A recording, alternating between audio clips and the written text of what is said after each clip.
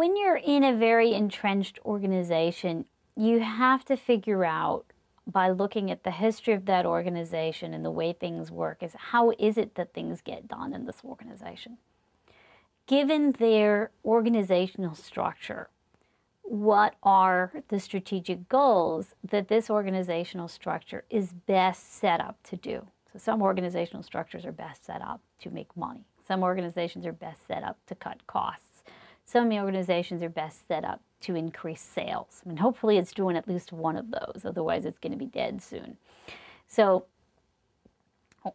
first thing one should do is really figure out, what is this organizational structure right now best designed to do? And once you have goals that are more aligned with what the organization is better able and equipped to do, you're more likely to be successful in accomplishing your goals.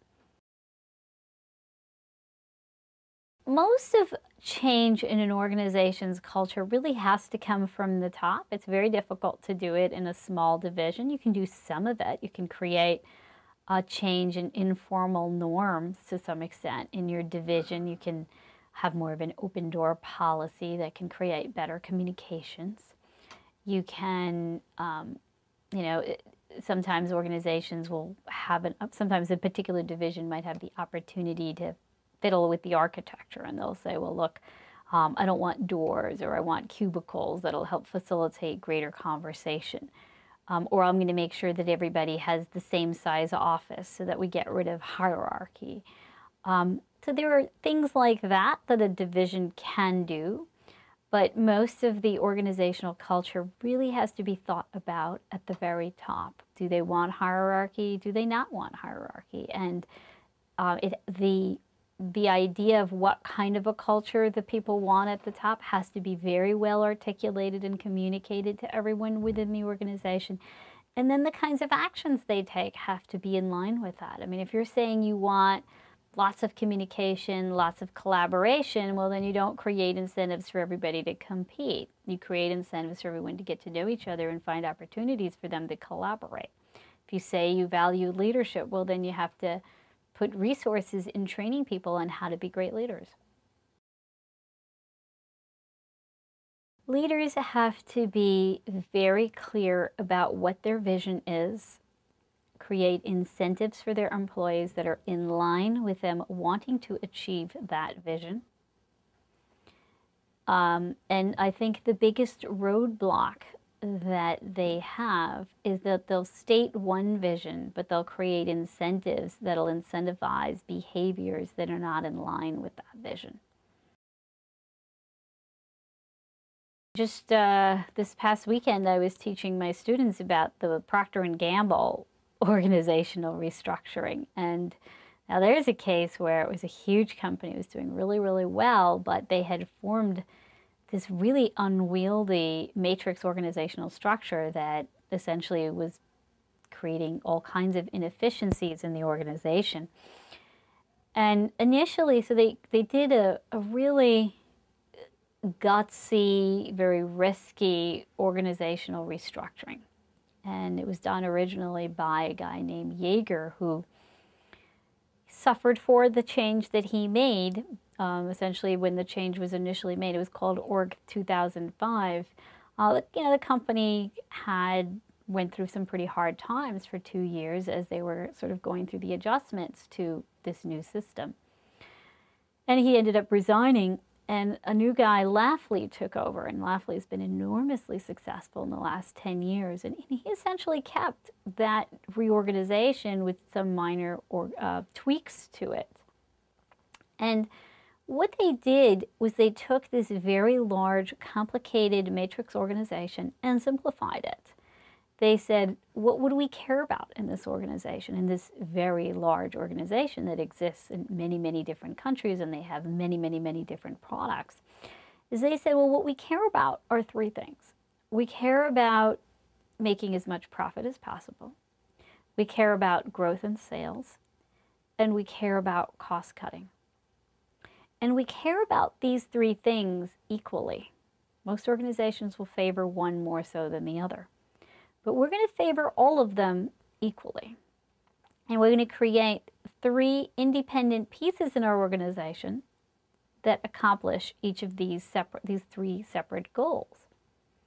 We're not going to create any matrix.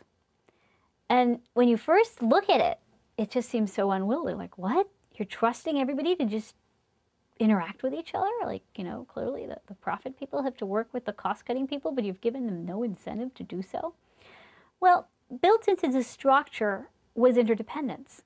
In order to do your job, you had to communicate with these other people, even though you weren't required to directly report to them. And essentially what this new structure did was create a system where everybody would have to negotiate with everybody else, which would create more opportunities for integrative bargaining, which would enable all 3 goals to be equally met. And over time, it was very effective. And it was very effective mainly because Procter & Gamble realized that in order to make this successful, they would have to put in a lot of effort in creating the right organizational culture which would enable this structure to be effective. So they had to make sure that people were constantly being rotated from one area to another area. They had to make so that people would become more tied to each other than they were to their particular role. That would create more opportunities for collaboration. That they would have to put in a lot more energy into training people for leadership, in getting people to like each other, work with each other, training them how to negotiate with each other. So they really transformed the organizational culture to help facilitate the structure, which then enabled them to fulfill their goal of really trying to give equal status to all of these 3 things of profit maximization, sales growth maximization, and the lowest cost.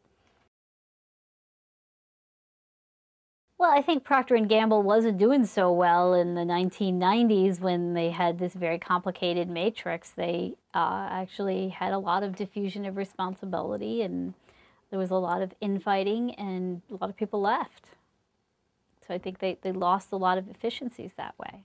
So for example, you know, in the 1990s, even though they would have a really easy, user-friendly product like Pampers, it would, and that would be unveiled in the US pretty quickly, it would take up to 17 years for that product to actually get unveiled in Germany. So it was actually pretty dysfunctional in terms of how long they were taking to roll out a product that they had in-house, and they weren't making profits on it because they weren't rolling it out. Clearly, once an organization is completely beat out by all their competitors, things are beginning to look a little bad, maybe even very bad, and there might come a point where you just aren't sustainable anymore, in which case you just fold. But for the most part, I would say, as long as you catch the red signs of, usually there are opportunities for you to change. You don't want to change too much because then it becomes very confusing for people. So you really want to be careful. Don't just keep changing your organization every year or every 2 years. You really want to think carefully before you change. And most of the time, it's easier if you are able to create minor changes which are likely to tweak the incentives just enough so that everybody is moving in the right direction.